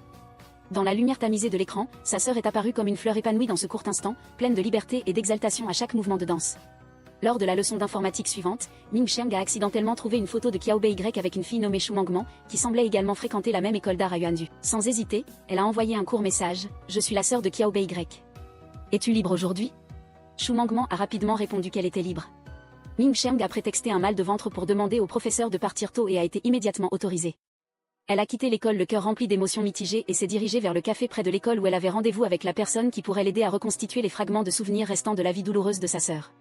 Au café près de l'école, Ming Xiang n'a pas pu cacher son impatience et a immédiatement demandé à Shu Mangman l'identité du petit ami de sa sœur. Mangman a soupiré doucement et a raconté que Kiao Bei était une belle fille, courtisée par beaucoup, mais qu'elle ne rencontrait malheureusement que des hommes indignes. Bien que la sœur de Ming Xiang ait l'air expérimentée et perspicace, elle avait une âme trop crédule. Il suffisait d'un peu d'attention de la part d'un homme pour qu'elle donne son amour inconditionnellement, l'aimant jusqu'à en mourir. C'est précisément pour cette raison que les hommes cruels la manipulaient facilement, blessant profondément Kiao Bei maintes et maintes fois. Malgré les nombreuses tentatives de Mangman pour la raisonner, Kiao Bei semblait envoûtée, incapable de retrouver sa lucidité. Quand Ming Xiang a demandé si, parmi les personnes que sa sœur avait fréquentées, il y en avait qui venaient du village de Nankiao, Mangman a promis de l'aider à en savoir plus et de la tenir informée s'il y avait des nouvelles. À midi, alors que Ming Xiang livrait de la nourriture, elle a découvert que la personne qui avait commandé était Shenao. Elle a posé 2 bols de nouilles au bœuf sur la table, a donné le prix et a attendu le paiement. Shenao a affiché une attitude sarcastique, comme s'il voulait la mettre mal à l'aise. Kuang a dû intervenir, rappelant qu'entre amis, il ne fallait pas exagérer. Après avoir reçu l'argent, Ming Xiang est parti silencieusement, rendant la monnaie exacte. Dehors, Shen Xixu l'a accidentellement vu se débattre pour réparer son vélo et s'est approché pour lui donner un coup de main. Une fois la réparation terminée, il a demandé à Ming Xiang de le ramener chez lui. En chemin, il a curieusement interrogé Ming Xiang sur l'homme qu'elle avait vu au café la veille. Ming Xiang a affirmé qu'il n'était pas le petit ami de Kiao Bei. La voyant pédaler avec difficulté, Shen Xixu s'est assis à sa place et a pris le relais. Sur la route, Ming Xiang a partagé qu'après son premier choc émotionnel, Kiao Bei semblait avoir eu des déviations psychologiques. Le ciel s'est soudainement mis à pleuvoir, et dans ce moment humide et rêveur, entre le cliquetis du vélo et la légère brise, les premières émotions de la jeunesse ont tranquillement éclos, douces et pures. En rentrant chez elle, Ming Xiang n'a pas pu s'empêcher d'être stupéfaite de voir sa mère tenir le disque vidéo de la performance de danse de Kiao Bei. Elle a demandé qui avait donné ce disque, sans attendre de réponse, l'a immédiatement brisé. Elle était déterminée à ne pas laisser sa fille restante suivre les traces de sa sœur. Le lendemain matin, Shen Xixu avait attrapé un rhume à cause de la pluie. Il était affalé sur sa table, fatigué, mais il regardait discrètement Ming Xiang. Pendant le cours d'informatique, Ming Xiang a tranquillement revu l'ancien profil de Kiao Bei, voyant que sa sœur avait posté des photos avec de nombreux hommes différents. Soudain, elle a reçu un message étrange d'un compte nommé Loi, se présentant comme l'ancien petit ami de Kiao Bei et proposant de la rencontrer pour discuter. À la sortie des cours, Lao Hi l'attendait à la porte de l'école. Même si Kiao Qingyu ne voulait pas le fréquenter, il a quand même insisté pour l'inviter à dîner. Quelques camarades de classe, voyant cela, ont commencé à discuter, pensant que ces gens n'étaient pas fiables. Wang Mumu a également vu Kiao Qingyu marcher avec 2 hommes étranges et n'a pas pu s'empêcher de se poser des questions. Au magasin de thé au lait, Lao Hi a raconté que la première fois qu'il avait rencontré Kiao Bei, c'était lorsqu'il l'avait sauvé d'un harcèlement devant un karaoké. Depuis lors, Kiao Bei venait souvent à son karaoké pour chanter. Il se disait son protecteur, et ensuite ils ont avoué leurs sentiments. Selon lui, Kiao Bei était trop naïve et faisait facilement confiance à n'importe quel homme. En entendant cela, Kiao Qingyu a reconfirmé qu'ils s'étaient rencontrés à Yuanzhou, alors ce n'était certainement pas la personne qu'elle cherchait. Mais Lao Hi a obstinément nié, affirmant qu'il était bien la personne qu'elle devait rencontrer. Il a même rappelé qu'il l'avait vue autrefois devant l'école d'art, et que Kiao Bei voulait juste protéger sa sœur des gens comme lui, mais qu'en fin de compte, c'était inutile. Maintenant, selon lui, il était temps pour elle et lui de reprendre leur relation inachevée. Ses paroles dépassaient de plus en plus les limites. En un instant, Lao Hi s'est précipité, sur le point de faire une scène avec Kiao Qingyu en plein jour, quand un de ses hommes est arrivé en courant, paniqué, pour annoncer que la voiture était en panne. Profitant de l'occasion, Wang Mumu a rapidement tiré Kiao Qingyu par le bras pour s'enfuir. Elles ont traversé des ruelles étroites à toute vitesse jusqu'à ce qu'elles s'arrêtent dans l'obscurité silencieuse d'une rue inconnue, osant enfin respirer. Pendant qu'elle essayait de reprendre son souffle, Kiao Qingyu a demandé, surprise, à Wang Mumu si elle avait saboté leur voiture. Wang Mumu a hoché la tête, disant que même si elle ne comprenait pas pourquoi Kiao Qingyu était impliqué avec ses voyous, leur attitude montrait qu'ils n'abandonneraient pas facilement. Kiao Qingyu l'a remerciée et a promis d'être plus prudente. De retour dans sa chambre, elle a discrètement recollé avec du ruban adhésif le disque de musique que sa mère avait cassé. Elle l'a placé à côté de la boîte de bonbons que sa sœur lui avait laissée, ainsi que les boucles d'oreilles que jadis sa sœur lui avait offertes quand elles étaient allées prendre des photos ensemble, car elle savait qu'elle aimait cela. Tous ces souvenirs lui rappelaient un passé lointain, ce qui rendait l'état d'esprit de Kiao Qingyu encore plus confus. Le lendemain matin, Lao Hui est effrontément venu au restaurant de la famille de Kiao Qingyu. Au moment de payer, il a effrontément mentionné le nom de Kiao Beiyu, disant qu'ils avaient été amants et que sa mère était aussi sa belle-mère. La mère a fait semblant de rester calme et de ne pas savoir de qui il parlait. Mais Lao Hui, insistant, a souligné qu'elle avait une autre petite fille, ce qui l'a laissée comme pétrifiée. Après son départ, la mère de Kiao Qingyu a immédiatement demandé à son mari de ne plus la laisser aller au restaurant, et lui a dit de ne rien dire à Kiao Qingyu à ce sujet. Ils ont engagé une parente nommée Kiao Yuan, que la mère a présentée comme sa nièce, pour l'aider au restaurant. Dès lors, les deux sœurs n'étaient autorisées qu'à aller à l'école et à rentrer directement à la maison, les repas du soir seraient apportés par Kiao Yuan. Ce soir-là, la mère a rassemblé tous les vêtements de couleur vive de Kiao Qingyu et les a jetés, ne gardant que les vêtements sombres, ce qui a rendu Kiao Qingyu perplexe. Elle est allée demander à Kiao Yuan si elle avait déjà travaillé dans un atelier de couture à Yuanzhou. Lorsque Kiao Yuan a confirmé, Kiao Qingyu s'est demandé pourquoi, parmi tant d'opportunités, elle avait choisi de travailler dans un petit restaurant de nouilles. Kiao Yuan s'est défendu en disant que c'était un travail facile, bien rémunéré, et qu'étant une parente, c'était pratique d'aider. Mais Kiao Qingyu a subtilement compris que la vraie raison n'était pas que l'atelier avait fermé, mais que sa mère l'avait invité. Le lendemain matin, en arrivant en classe, Kiao Qingyu a découvert sur sa table un bouquet de fleurs et une carte envoyée par Lao Hui lui-même. Ses camarades de classe, voyant cela, n'ont pu s'empêcher de bavarder et de lui demander si elle fréquentait un voyou. Kiao Qingyu n'a rien dit, se contentant de tout jeter froidement à la poubelle. Au même moment, Zilin et Shen Hao discutaient également avec Ming Sheng, disant que Kiao Qingyu avait affaire à Lao Hui, un type avec qui il ne fallait pas plaisanter. En entendant cela, Ming Sheng a discrètement suivi Kiao Qingyu, la protégeant en secret. Lorsque Kiao Qingyu l'a soudainement remarqué, Ming Sheng a rapidement menti en disant qu'il cherchait Wang Mumu. Le soir, Kiao Qingyu a demandé à son jeune frère le souvenir de Kiao Beiyu lorsqu'elle s'était enfuie de la maison pour aller à Chunyan. Jin Biu se souvenait très bien que ce jour-là, il faisait froid et qu'il avait vu sa sœur au bord de la route. Quand Kiao Beiyu est rentrée à la maison, elle a demandé à rester avec ses parents, même si elle n'allait pas à l'école. Mais sa mère l'a persuadée que si elle n'étudiait pas, quel serait son avenir? Elle lui a demandé de faire des efforts pour elle-même. Depuis ce jour, Kiao Beiyu n'est plus partie. En entendant le récit de son frère, Kiao Qingyu est immédiatement allé demander à ses parents pourquoi il n'avait pas sauvé sa sœur quand il le pouvait encore. Au même moment, au restaurant, Lao Hui est arrivé avec ses hommes pour tout casser et provoquer un scandale. En mangeant des nouilles, il a effrontément rappelé son passé avec Kiao Beiyu, disant qu'elle l'avait trahi et l'avait humilié. Par conséquent, sa sœur devait maintenant payer cette dette. Ces paroles impudentes ont mis les parents de Kiao Qingyu en colère. Mais Lao Hui a été encore plus effrontée en accusant Kiao Qingyu d'avoir elle-même pris contact avec lui pour le séduire. Au moment où la situation devenait tendue, Kiao Qingyu est apparue, et sans hésiter, elle a jeté un seau d'eau au visage de Lao Hui. Alors que tout atteignait son paroxysme, la police est heureusement arrivée à temps. Lao Hui a été contraint de battre en retraite. Après tout cela, la mère de Kiao Qingyu a explosé de colère. Elle a reproché à sa fille de fréquenter ce genre de personnes, de les avoir contactées elle-même, de ne pas se contenter d'étudier et de déterrer ce passé douloureux. Mais pour Kiao Qingyu, c'était l'appel de sa conscience, l'appel à rendre justice à sa sœur décédée. Kiao Qingyu n'a plus pu contenir sa patience. Elle a déversé toutes les frustrations qu'elle avait accumulées depuis longtemps, demandant à ses parents pourquoi ils n'avaient pas sauvé Kiao Beiyu. Cette année-là, sa sœur a parcouru une longue distance, cherchant désespérément de l'aide, mais n'a rencontré qu'un silence glacial. Elle savait bien qu'ils avaient entendu dire que Kiao Beiyu avait été victime d'intimidation dans le village de Nankiao, elle connaissait toutes les souffrances que sa sœur avait endurées. Pourtant, ils ont détourné le regard. Maintenant, Kiao Qingyu a tout compris, c'était parce que ses parents étaient trop égoïstes, et qu'ils avaient ignoré la vie de leur propre fille pour leur honneur et leur réputation. Elle a prononcé ces mots douloureux puis a tourné le dos et est partie, laissant derrière elle le regard hagard et les larmes tardives de regret de ses parents. Elle a couru jusqu'à l'école, restant silencieuse près du terrain d'entraînement où Wang Mumu dansait. Cette image douce rappelait l'ombre de Kiao Beiyu d'antan, suscitant des émotions incontrôlables en elle. Elle s'éloigna silencieusement. Le lendemain matin, Wang Mumu a demandé à Ming Sheng d'apporter un petit gâteau à l'hôpital pour l'anniversaire de son père. Incapable de refuser, Ming Sheng a apporté le gâteau, mais en voyant son père discuter joyeusement avec les médecins, il s'est tenu contre le mur, n'ayant pas le courage de s'avancer. Il a attendu dans le bureau, feuilletant quelques livres pour tuer le temps, quand il a soudainement découvert une photo de son père avec une infirmière à l'hôpital. Quand le père est revenu, il a vu le gâteau jeté à la poubelle et la photo posée silencieusement sur la table, comme une accusation muette. Il a su que Ming Sheng avait tout découvert. Ce soir-là, Kiao Qingyu est rentrée chez elle et a été informée par Kiao Yuan que tante Xiaoqin était décédée. Une femme belle et brillante s'en était allée silencieusement du monde dans la frustration. Kiao Qingyu ne comprenait pas pourquoi une telle personne avait accepté d'épouser quelqu'un du village de Nankiao. Kiao Yuan a raconté que, selon sa mère, tante Qin avait aussi un jeune frère. Pour assurer un mariage à leur fils, ses parents avaient marié leur fille en échange d'une dot. Sans ces événements, tante Qin serait probablement encore en vie. En entendant cela, Kiao Qingyu n'a pu retenir sa tristesse. Elle se demanda si Qiao Beiyu serait encore en vie si elle n'avait pas traversé ses douleurs. Le lendemain matin, en allant à l'école, Kiao Qingyu a vu la façade du restaurant de nouilles de sa famille salie. Les passants chuchotaient et la rumeur courait, elle resta silencieuse, sans dire un mot. Quand Ming Sheng est arrivé en classe et n'a pas vu Kiao Qingyu, il est parti à sa recherche. Il l'a trouvée assise seule et silencieuse, l'air rempli de soucis. Ming Sheng s'est assis à côté d'elle et l'a réconfortée doucement. Il pensait que les potins n'étaient que passagers et seraient oubliés comme tant d'autres choses quotidiennes dans cette grande ville. Mais Kiao Qingyu pensait à Qiao Beiyu. Sa sœur, dans le passé, avait probablement souffert encore plus qu'elle ne souffrait actuellement. Auparavant, Qiao Qingyu avait reproché à sa sœur sa faiblesse, qui avait entraîné toute la famille dans sa chute. Maintenant, elle comprenait qu'il y a des blessures qui ne guérissent jamais et un désespoir qui pousse les gens à vouloir tout abandonner. Qiao Qingyu ne pouvait accepter que sa sœur ait payé de sa vie. Pourtant, ceux qui avaient causé tout cela vivaient paisiblement dehors.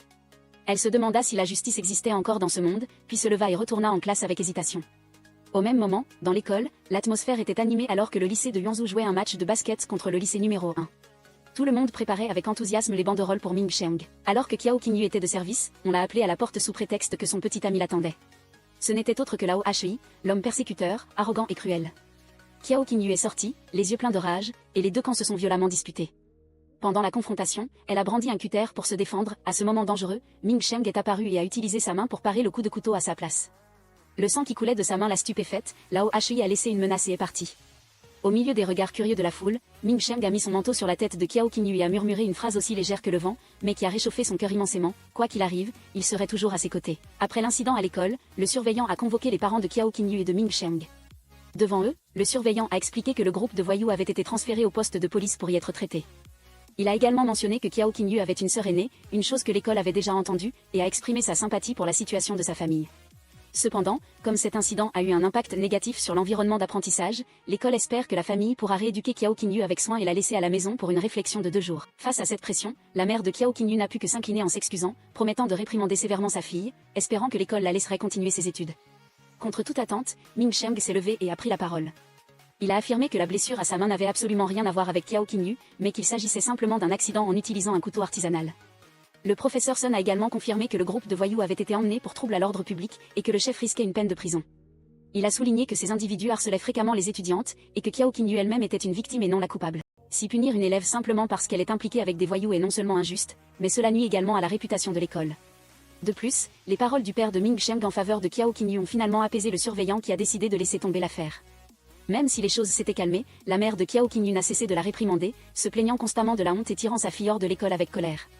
Pendant ce temps, Ming Sheng était assis avec son père qui lui a pansé sa blessure. Toujours perplexe, il a demandé pourquoi il était intervenu pour Qiao Qingyu ce matin-là. Le père répondit calmement que si Ming Sheng avait choisi d'aider cette fille, il était convaincu qu'elle n'était pas une mauvaise personne. Puis il demanda à son fils ce qu'il voulait manger. Au moment du repas, alors qu'il s'apprêtait à manger, le téléphone fixe sonna inopinément. Ming Sheng décrocha, et à l'autre bout du fil, c'était Madame Zhang du comité de quartier, l'informant que son père avait fait don de plusieurs partitions musicales au centre communautaire. En entendant cela, Ming Sheng raccrocha immédiatement et retourna bouleverser les partitions posées sur la table, tout appartenant à sa mère. Dans sa colère, il interpella son père sur son intention de se débarrasser des affaires de sa mère. Le père dit que sa mère les lui avait confiées, lui disant de ne plus les garder. Il s'en alla en colère de la maison. Au même moment, Qiao Qingyu, assise en train d'étudier, a soudainement remarqué la tache de sang restante sur sa manche. L'image de Ming Sheng se tenant devant le couteau est revenue en mémoire, accompagnée de ses paroles douces ce jour-là, la laissant désemparée. Le lendemain matin, en arrivant en classe, elle a dû faire face à la colère des autres filles. Elle pensait que Ming Sheng avait été blessée à cause d'elle, entraînant la défaite du match de basket la veille. Elles ont forcé Qiao Qingyu à s'excuser auprès de Ming Sheng, ses amis la soutenant, affirmant que c'était sa faute. Mais Ming Sheng est intervenu de manière inattendue. Il a affirmé avec force que ce qui s'était passé entre lui et Qiao Qingyu ne regardait personne d'autre et qu'il n'avait pas besoin de l'intervention de l'extérieur. Grâce à cette phrase, les filles étaient furieuses mais n'osaient pas réagir. Cependant, à partir de là, elles ont commencé à chercher toutes sortes de moyens pour intimider Qiao Qingyu, allant même jusqu'à l'enfermer dans les toilettes pour l'empêcher de sortir. L'incident a été découvert et le surveillant a sévèrement critiqué le groupe de filles, les obligeant à s'excuser auprès de Qiao Qingyu. Après cela, Wang Mumu a secrètement offert à Qiao Qingyu une paire de chaussettes et lui a patiemment appris à danser. La douceur de Wang Mumu a rappelé à Qiao Qingyu les jours passés, lorsque Qiao Beiyu lui avait appris ses premiers pas de danse. De retour au restaurant de nouilles, Qiao Qingyu a aidé Qiao Yuan à livrer la nourriture. En arrivant devant une maison familière et en voyant la clochette avant accrochée à la porte, elle a tout de suite su que Ming Sheng l'avait commandée. Elle a frappé à la porte, mais il a essayé de cacher son visage, ne tendant que sa main pour prendre la nourriture. Qiao Qingyu a prétexté la promotion du restaurant de nouilles, car il commandait souvent. Sentant qu'il allait fermer, elle a essayé de le retenir, et profitant d'un moment d'inattention de Ming Sheng, dont la main était blessée, elle a poussé la porte et est entrée. La pièce désordonnée n'a pas manqué de surprendre Qiao Qingyu. Contrairement à son apparence froide et soignée à l'école, le lieu de vie de Ming Xiang ressemblait à un champ de bataille. Ming Xiang lui a légèrement reproché de l'avoir empêché de s'occuper de lui-même. En entendant cela, Qiao Qingyu s'est excusé et a admis pour la première fois que sans Ming Xiang ce jour-là, elle aurait eu de graves conséquences. Voyant son repentir sincère, Ming Xiang a exigé une compensation en la faisant nettoyer toute la pièce. Quant à lui, il s'est effrontément assis pour jouer à des jeux, la laissant tourner en rond au milieu du désordre. Pendant qu'elle nettoyait la chambre de Ming Xiang, Qiao Qingyu est tombée par hasard sur une vieille photo de la mère de Ming Xiang. Elle l'a regardée avec curiosité et avant qu'elle ne puisse la ranger, Ming Xiang est entré de manière inattendue, le visage irrité. Il lui a vivement reproché d'avoir dépassé les bornes en fouillant dans les affaires d'autrui sans permission. Puis, sans la moindre considération, il a insisté sur le fait que la dette entre eux était réglée et qu'il valait mieux qu'elle parte. Dès qu'elle est partie, Ming Xiang a réalisé qu'il avait été trop dur. Le lendemain, à l'école, il a pris l'initiative de parler à Qiao Qingyu avec une gentillesse inhabituelle, mais elle l'a ignoré, ne daignant pas répondre. Pendant le cours de sport, il a essayé de courir vers elle pour entamer la conversation et lui a discrètement rappelé qu'il gardait encore une lettre d'un ancien camarade de classe, une lettre de Ma Ming Kai qui lui était destinée. Il lui a dit de venir chercher la lettre au pied du vieil arbre après les cours, sinon il comprendrait qu'elle ne voulait plus la recevoir. À la fin des cours, Qiao Qingyu est bienvenu, mais avant de lui donner la lettre, Ming Xiang lui a dit de grimper à l'arbre, de fermer les yeux et d'écouter le vent et le bruissement des feuilles. Sa voix douce a résonné, disant que ce vieil arbre savait parler et qu'il présentait des excuses. Ces excuses étaient les siennes pour s'être mis en colère la veille. Il a raconté que le disque de musique et tous les albums étaient ceux de sa mère, et que cet endroit, le pied du vieil arbre, avait été un repère secret entre sa mère et lui. Ming Xiang a commencé à raconter que ses parents avaient divorcé quand il était petit. Il avait grandi auprès de son grand-père, mais l'été de son examen d'entrée au lycée, son grand-père était décédé subitement. Depuis ce jour, il a toujours eu l'impression d'être un fardeau, comme si sa propre naissance avait été une erreur. En entendant cela, Qiao Qingyu le regarda et dit d'une voix douce qu'il n'était finalement pas aussi détestable qu'il en avait l'air habituellement. Le soir, sur le chemin du retour, Ming Xiang lui rendit la lettre de Ming Kai, puis hésita à lui demander si elle comptait y répondre. Mais craignant d'être mal compris, il se rassura en se disant que les examens approchaient et qu'elle ne devrait pas laisser de telles choses affecter ses études. Il se tourna précipitamment, laissant les mots qu'il n'avait pas osé prononcer. Qiao Qingyu le regarda s'éloigner et dit doucement qu'elle ne répondrait pas à la lettre de Ming Kai, ce qui fit sourire Ming Xiang, incapable de cacher sa joie. Ce soir-là, la mère de Qiao Qingyu lui a dit qu'elle n'avait pas besoin d'aller à l'école le lendemain car elle avait demandé un congé pour elle. Elle voulait que les deux, mère et fille, retournent à la campagne pour lui changer de nom, car le nom de Qiao Qingyu était trop similaire à celui de Qiao Beiyu et portait malheur. Elle ne voulait pas que l'enfant qui lui restait suive les traces de sa sœur. Voyant cela, Qiao Qingyu s'est opposé et pendant la dispute, quelques personnes autour ont mal compris, pensant que la mère la forçait à faire quelque chose contre son gré. Bien que sa mère ait insisté sur le fait qu'il s'agissait de sa propre fille, Qiao Qingyu est restée silencieuse, ne confirmant ni ne niant. Car elle savait que si elle admettait, elle serait certainement ramenée à la campagne pour changer de nom. En rentrant à la maison après l'altercation, la mère a continué de la questionner, pensant qu'elle cherchait délibérément des ennuis pour que la police l'arrête et qu'elle soit libre. En colère, elle a déclaré à voix haute que tant qu'elle serait en vie, elle contrôlerait Qiao Qingyu, et que si elle en avait le courage, elle n'avait qu'à la tuer. Qiao Qingyu a seulement répondu que sa mère ne l'avait jamais vraiment respectée. Voyant les deux se disputer, le père est rapidement intervenu, a tiré sa fille à part et a dit à sa femme qu'elle devrait écouter l'avis de leur enfant car elle était assez grande. Seul dans un coin de la maison, il écoutait en silence les disputes venant de la pièce d'Accent grave côté, le cœur lourd. Jing Liu est venu s'asseoir à côté de lui et a dit doucement que changer de nom n'était pas forcément une mauvaise chose. Mais cette fois, il a suggéré que les deux sœurs changent de nom ensemble, mais Qiao Qingyu a juste secoué la tête sans répondre. Le lendemain matin, en allant à l'école, elle a rencontré par hasard Wu Yu qui l'attendait. Pendant la conversation, Wu Yu s'est excusé d'avoir divulgué des informations sur Lao Hei, ce qui lui a permis de retrouver Qiao Qingyu. Cependant, Qiao Qingyu ne lui en voulait pas car tout était passé. De plus, elle savait que Lao Hei n'était pas la personne qu'elle cherchait. Wu Yu a sorti une petite boîte, un objet que Qiao Beiyu avait soigneusement caché sans que ses parents ne le sachent. À l'intérieur se trouvait une photo de Qiao Beiyu et d'un homme, mais son visage était barbouillé d'encre noire, le rendant méconnaissable. Les vacances d'hiver ont commencé, et Qiao Qingyu est retourné dans sa ville natale avec sa famille. Mais la relation entre elle et sa mère restait tendue, aucune des deux ne se parlant. En chemin, la voiture a eu un problème inattendu au milieu d'un col, le chauffeur annonçant qu'il faudrait attendre au moins 1 heure pour les réparations. Assise en attendant, Qiao Qingyu a mis ses écouteurs, sa tête appuyée contre la vitre de la voiture, se perdant dans ses pensées désordonnées. En arrivant chez sa grand-mère paternelle, celle-ci n'a eu de joie que pour Qiao Bei, ignorant presque totalement Qiao Qingyu.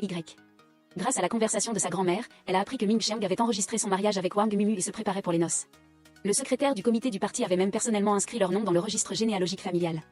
Qiao Qingyu a observé la scène familiale, constatant clairement le favoritisme et l'idéologie de la supériorité masculine sur les femmes. Elle se retira silencieusement dans sa chambre, se réfugiant dans le silence. Qiao Qingyu était assise tranquillement sur le lit, son regard pensif fixant la vieille boîte à musique de Qiao Bei. Une série de questions s'envoie monter en elle, qui était finalement l'homme sur la photo. À ce moment précis, Ming Xiang entra et l'invita à l'accompagner au bureau de poste pour récupérer les photos de mariage.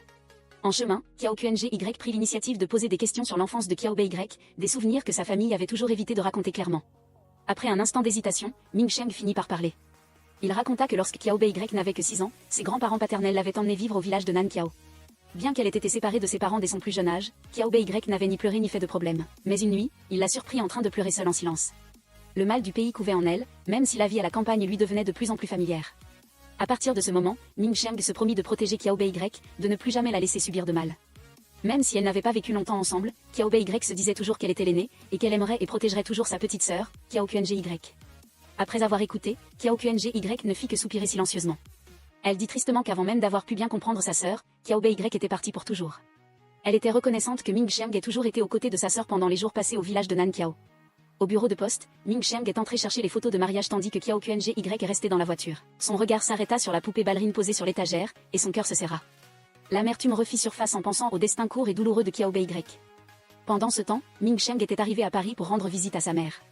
Avant les retrouvailles, il fut accueilli à l'aéroport par un ami proche de sa mère, Guan Chengyu, car sa mère était occupée à préparer le concert à venir. Après tant d'années de séparation, le moment où la mère et le fils se retrouvèrent fut rempli d'émotions. Ming Sheng fut conduit dans le bureau de sa mère, un lieu rempli de vieux souvenirs qu'il avait chéris. De retour dans leur ville natale, la famille de Kiao Qngy était affairée à préparer le mariage de Ming Sheng. Toute la famille louait Ming Sheng comme la fierté et la bénédiction du clan. Une personne a laissé échapper un mot de regret pour Kiao Bei, mais a été rapidement détournée par une autre. En écoutant ces échanges, Kiao Qngy s'est soudainement souvenu de la fête de célébration d'antan, lorsque Ming Sheng avait été reçu premier au concours universitaire. Toute la famille était remplie de bonheur, des feux d'artifice illuminaient la nuit. À ce moment-là, la petite Kiao Qngy avait vu sa sœur se cacher derrière Ming Sheng, les yeux remplis de bonheur. C'était l'une des rares fois où Kiao Bei avait vraiment souri radieusement. Une nuit, alors qu'elle étudiait, Kiao Qngy a reçu un message de Ming Sheng. Les deux se sont appelés en visio, Ming Sheng montrant délibérément sa mère en train de jouer du piano, puis confia que sa mère aujourd'hui semblait très différente de l'apparence dépressive et hagarde de ses anciens souvenirs. Il admit que son départ avait probablement été la bonne chose à faire, mais la douleur d'avoir été abandonné ne s'était jamais apaisée. Il se demanda s'il n'était pas de trop dans leur vie. En entendant cela, Kiao Qngy secoua doucement la tête, affirmant qu'il n'était pas insignifiant. Le lendemain, lorsque sa grand-mère demanda à Kiao Qngy de monter sur l'étagère pour prendre la valise rouge, elle découvrit par hasard un vieux carnet. Les mots qu'il contenait attirèrent immédiatement son attention. Je ne sais pas combien de temps je pourrai tenir. Si j'échoue, ces mots seront la preuve que j'ai existé. Je ne suis pas folle, je m'appelle Shenixixu. Ceci est le dernier écrit de Liu Dian et cela a troublé davantage le cœur de Kiao Qngy. Tôt le lendemain matin, Ming Sheng a invité Kiao Qngy à la maison de la culture, où le village organisait des activités pour les enfants pendant les vacances. Assise dans le salon de thé à proximité, Kiao Qngy a vu Ming Sheng jouer de la guitare et chanter avec les enfants. Un sourire inconscient est apparu sur ses lèvres, mais son regard s'est ensuite posé sur le journal de Liu Dian. Les mots suivants l'ont laissée stupéfaite. Liu Dian y avait noté que Kiao Bei lui avait un jour révélé un secret, elle était tombée amoureuse de Ming Sheng lui-même et était tombée enceinte. Mais la tragédie est que Ming Sheng n'était en fait pas le fils biologique de la famille Kiao. Il avait été adopté dans un orphelinat, et cela avait été caché pour préserver la réputation et l'héritage familial. Pour protéger le secret, Kiao Bei avait été transformée en bouc émissaire, celle qui subissait toutes les conséquences. Cette femme ne se souciait que de renier ses responsabilités. Kiao Bei avait espéré que ses parents se rangeraient de son côté. Mais tout ce qu'elle reçut fut une gifle glaciale de sa mère, une gifle qui fit s'effondrer toutes les dernières brides de confiance en elle. Kiao Bei portait alors une rancœur inouïe. Elle n'eut pas le courage de dire la vérité à ses parents, et ne savait pas sur qui d'autre compter dans ce vaste monde. Lorsque Kiao Qngy assembla les fragments de souvenirs et les faits, la vérité apparut comme un coup de tonnerre dans un ciel clair. L'homme sur la photo, dont le visage était masqué par de l'encre, était Ming Sheng. Ses larmes ne pouvaient s'arrêter de couler. Elle était remplie d'une rage extrême en pensant que sa sœur avait seule supporté toutes les humiliations et les amertumes, tandis que Ming Sheng n'était jamais revenu au village de Nankiao depuis. Et puis la poupée ballerine accrochée à sa voiture s'avérait être l'objet qui se trouvait dans la boîte à musique laissée par Kiao Bei. Tout cela était une preuve claire d'un lien qu'il avait tenté d'enfouir. Pendant le repas, toute la famille continua à parler de Kiao Bei, craignant qu'elle n'acquiert de mauvaises habitudes en étudiant en ville. Kiao Qngy ne put contenir ses émotions et rappela que Kiao Bei avait grandi au village de Nankiao. Alors de qui a-t-elle appris de mauvaises habitudes? En entendant cela, la mère de Ming Sheng répondit rapidement que la famille Kiao était réputée pour sa bonne éducation. Le couple avait traité Kiao Bei de tout leur cœur, et si quelqu'un avait mal influencé la petite, cela ne pouvait être que Liu Dian. Ces mots ajoutèrent de l'huile sur le feu dans le cœur de Kiao Qngy. Elle tourna directement sa question vers Ming Sheng, lui demandant si les mots de sa tante étaient vrais, à savoir que Kiao Bei avait changé parce qu'elle avait été mal influencée par quelqu'un d'autre, et si cela le concernait. Mais Ming Sheng resta silencieux, sans répondre. Le grand-père intervint rapidement, affirmant que l'intégrité de Ming Sheng ne pouvait être mise en doute et lui disant de ne pas essayer de creuser le passé. Toute la famille a fermement défendu Ming Sheng, érigeant un bouclier solide pour le protéger. Mais Kiao Qngy ne pouvait rester silencieuse. Elle a affirmé que Kiao Bei, douce et obéissante dans son enfance, avait dû changer pour une raison. Bien que sa sœur soit partie, le passé était toujours là, indéniable. Le grand-père, voyant qu'elle devenait de plus en plus véhémente, a posé son bol et a exigé qu'elle arrête. Ce n'est qu'alors que Ming Sheng a pris la parole, disant que tout ce qui était passé devait être oublié. Ces mots ont étouffé le cœur de Kiao Qng, faisant monter en elle une colère incontrôlable. Pendant qu'elle lavait la vaisselle, sa mère a tenté de la raisonner, la suppliant de ne pas tout gâcher, surtout à l'approche du mariage de Ming Sheng. Elle a également mentionné que leur famille l'avait aidée à changer d'école, insinuant que si elle ne maintenait pas de bonnes relations, il serait difficile de compter sur eux à l'avenir. Mais Kiao Qng ne pouvait pas faire semblant d'ignorer. Elle a demandé à sa mère, et tout ce qu'il a fait à Kiao Bei alors? Sa mère a balayé l'idée, lui disant de ne pas croire les ragots. La famille avait déjà une personne du nom de Kiao Bei pour les commérages, pourquoi impliquer Ming Sheng et faire perdre la face à la famille? En entendant cela, Kiao Qng n'a pas pu s'empêcher de protester, disant que personne dans leur famille Kiao n'était innocent. Tous avaient tort envers Kiao Bei. Elle a demandé à sa mère si elle ne voulait pas que justice soit rendue à sa sœur. Mais la mère répondit froidement qu'elle ne le voulait pas, puis la défia de prouver sa valeur en réussissant l'examen d'entrée d'une université prestigieuse, d'utiliser ses résultats pour se justifier. L'amertume monta en elle comme un torrent impétueux. Le lendemain matin, en entendant par hasard une conversation entre Wang Xian et Ming Sheng, Kiao Qng devint encore plus furieuse. Elle s'avança et demanda directement à Wang Xian s'il comptait assister au mariage de Ming Sheng. Lorsqu'il confirma qu'il y irait, elle rétorqua « Et si Kiao Bei ne voulait pas qu'il vienne ?» Elle affirma que Ming Sheng avait fauté envers sa sœur, et que s'il considérait vraiment Kiao Bei comme une amie, il devrait refuser l'invitation. Wang Xian, surpris, lui demanda si elle avait mal compris quelque chose. Mais Kiao Qng affirma qu'il n'y avait aucun malentendu. Elle considérait que tout ce que Ming Sheng avait montré à Kiao Bei auparavant était faux et que Wang Xian, comme tant d'autres, n'était qu'un aveugle défendant le soi-disant gentilhomme. Elle fondit en larmes et s'enfuit, le cœur plein d'amertume. Ce soir-là, lorsque Ming Sheng revint dans sa chambre, il vit la boîte à musique posée sur la table. À l'intérieur se trouvait une photo de lui et de Kiao Bei. Il était stupéfait. Kiao Qng apparut ensuite. Elle lui fit remarquer doucement que le porte-clés accroché à sa voiture s'avérait être un ensemble avec la boîte à musique de sa sœur. Elle raconta que la nuit dernière, il avait plu et qu'elle avait rêvé de Kiao Bei, qui lui avait dit de chercher une boîte à musique dans le grenier, et le matin suivant, elle l'avait réellement trouvée. Elle lui demanda si c'était un signe que Kiao Bei avait encore un souhait inachevé. Lorsqu'elle désigna la photo dans la boîte et demanda si l'homme était bien lui, Ming Sheng secoua la tête, niant. Mais Kiao Qng ne voulait plus entendre de mensonges. Elle laissa échapper, doucement mais fermement, que toute tromperie finirait par se payer. Son état d'esprit s'effondra au fond de l'abîme, mêlant confusion, peur et désespoir. Dans ce moment de trouble, il n'hésita pas à déchirer la photo de lui et Kiao Bei, comme pour nier un souvenir qui ne pourrait jamais être effacé. Le nouvel an arriva, et Ming Sheng n'oublia pas d'envoyer ses vœux de début d'année à Kiao Qng. En retour, elle lui annonça calmement qu'elle avait trouvé la personne qu'elle cherchait, mais avec une préoccupation incessante. Elle lui confia que si elle voulait rendre justice à Kiao Bei, cela signifiait devoir affronter toute la famille Kiao. Dans ce bras de fer entre la justice et ce qui était considéré comme juste, elle ne put s'empêcher de se demander quel chemin choisir. Ming Sheng, avec sa franchise habituelle, n'a pas hésité à affirmer que si une action n'apportait pas la justice, elle ne pouvait être qualifiée de juste. La nuit du réveillon du Nouvel An, Kiao Qng se tenait silencieusement, regardant le ciel illuminé par les feux d'artifice. Cette scène était à couper le souffle, mais elle ne pouvait apaiser les émotions en elle. Dans son cœur, il n'y avait plus que les souvenirs de Kiao Bei, sa sœur qui avait porté tant de blessures, étouffée et silencieusement partie de ce monde. Chaque pas pour découvrir la vérité ajoutait à sa douleur. Mais c'est précisément pour cette raison qu'elle était d'autant plus déterminée à faire ce qui était juste, pour Kiao Bei et aussi pour elle-même. Le lendemain matin, toute la famille s'est rendue à la pagode pour vénérer les ancêtres, et quand tout le monde est parti, Kiao Qng est restée seule près de la tombe de Liu Den. Elle a mis le feu au journal, la dernière preuve d'une vérité cachée, comme une façon de lui dire adieu et de la remercier. Elle a exprimé sa gratitude à Liu Den pour avoir toujours pris soin de Kiao Bei en secret. Puis elle est allée à la tombe de sa sœur, a déposé un bouquet de fleurs fraîches sur la froide pierre tombale, se disant en silence, « Si tu connaissais ma décision d'aujourd'hui, l'approuverais-tu » Elle savait que la mort de Kiao Bei était le prix payé pour que d'autres cachent la véritable identité de Ming Sheng, un sacrifice cruel habilement orchestré. Mais cette fois, elle ne laisserait rien être oublié. Ceux qui avaient blessé sa sœur, elle les ferait payer. Le plan se dessinait progressivement, et Ming Sheng, au courant de tout, la soutenait inconditionnellement en secret. Ce soir-là, Kiao Qng attendit Wang Mumu devant le portail, son ami venu de loin. Lorsque Wang Mumu descendit du taxi, elle n'oublia pas de la remercier d'avoir fait le long voyage pour venir l'aider. Après avoir lu tous les documents préparés par Kiao Qng, Wang Mumu ne put cacher son choc et sa prudence. Elle demanda à nouveau si tout ce qui était écrit là était vrai. En recevant un hochement de tête déterminé, Wang Mumu ne put s'empêcher de s'inquiéter. Car si tout était révélé, ce serait un coup fatal non seulement pour Ming Sheng, qui était sur le point de se marier et avait un avenir prometteur, mais cela entraînerait également la famille Kiao dans sa chute. Wang Mumu savait bien que personne dans cette grande famille ne voudrait que le passé soit de nouveau exhumé. Mais face à la détermination inébranlable de Kiao Qng, elle ne put que lui remettre silencieusement les objets qu'elle avait préparés et partir sans un mot. Pas un mot pour l'arrêter, mais elle ne pouvait cacher son inquiétude. Tôt ce matin-là, la mère de Kiao Qng s'est rendue discrètement chez Ming Sheng et lui a remis un livret d'épargne. Dans sa voix, il y avait une certaine sérénité, mais ses yeux trahissaient une amertume longtemps refoulée. Elle raconta que l'année de l'incident entre lui et Kiao Bei, elle avait voulu le rencontrer pour clarifier les choses. Mais sa mère ne le lui avait pas permis, et lui-même l'avait toujours évité. De ces fois où elle avait été empêchée, elle avait en partie compris la vérité. De nombreuses années plus tard, alors qu'il travaillait déjà, il était revenu inopinément à Taïwan pour s'excuser et lui remettre ce livret d'épargne pour que son oncle et sa tante le gardent. Elle ne voulait toujours pas l'accepter. C'est son oncle qui avait alors dit que quoi qu'il arrive, il était encore jeune et devait avoir une chance de corriger ses erreurs. Garder ce livret, c'était aussi lui donner une chance de faire demi-tour. Maintenant qu'il allait se marier, elle a choisi de le lui rendre comme un dernier cadeau. Cela dit, elle lui a tourné le dos et est partie. Au même moment, Wang Mumu s'est approché et a posé des questions sur la robe de mariée, ce qui a empêché Ming Xiang de répondre ou de la retenir. Peu de temps après, Ming Xiang a retrouvé Kiao QNGY. Il a admis que, quand il était plus jeune et inexpérimenté, il n'avait pas compris à quel point ses actes avaient profondément blessé Kiao BY. Pendant toutes ces années, il avait secrètement cherché à expier ses fautes, s'efforçant de compenser pour sa famille sans jamais le dire.